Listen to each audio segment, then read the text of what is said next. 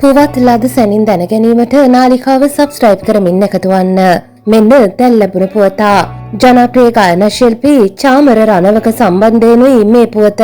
සංගීත ප්‍රසංග වේදිකාවේ බොහෝ දෙනෙක්ගේ අවධානය දිනාගත් ගායනා ශිල්පියෙක් තමයි ගායනා ශිල්පී චාමර රණවක කියන්නේ. ඉතින් ඔහු නිරන්තරයෙන්ම මේ ගායන ශෛලිය නිසාවෙන් විතරක්ම නෙවෙයි.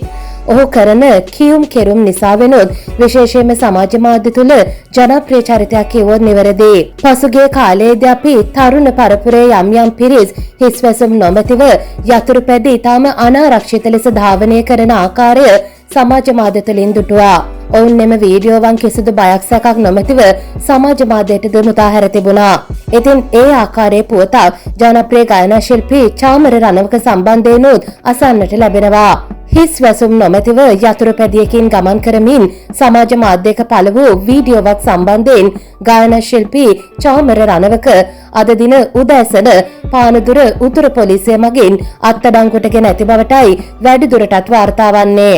එනිසා අත්අඩංගුවට ගත් ඔහු පානදුර මහේස්ත්‍රාත් අධිකරණයට ඉදිරිපත් කොට ඇති බවටද වැඩිදුරටත් වාර්තා වනවා. මේ සම්බන්ධයෙන් කෙසේ නමුත් අදහස් දක්වමින් ගායනා ශිල්පී චාමර රණවක පවසා තිබුණේ ලංකාවේ නීතිය ක්‍රියාත්මක වන්නේ සමාජ මාධ්‍යවලින්ද යන්නයි. කෙසේ නමුත් මේ ආකාරයෙන් තමාව පොලිස් අත්අඩංගුවට ගත් බවට පළවන ප්‍රකාශයන් සමගින් වැඩිදුරටත් ඔහුගේ පාර්ශවයෙන් ප්‍රකාශ කර ඇත්තේ තමන්ව එලෙස අත්අඩංගුවට නොගත් බවටයි. දඩ මුදලක් අය කරමින් තමන්ට යන්නට අවසර ලබා දුන් බවට වැඩිදුරටත් ප්‍රකාශ කර තිබෙනවා. පුවත් ලද සැනින් දැන ගැනීමට නාලිකාව සබ්ස්ක්‍රයිබ් කරමින් එකතු වන්න.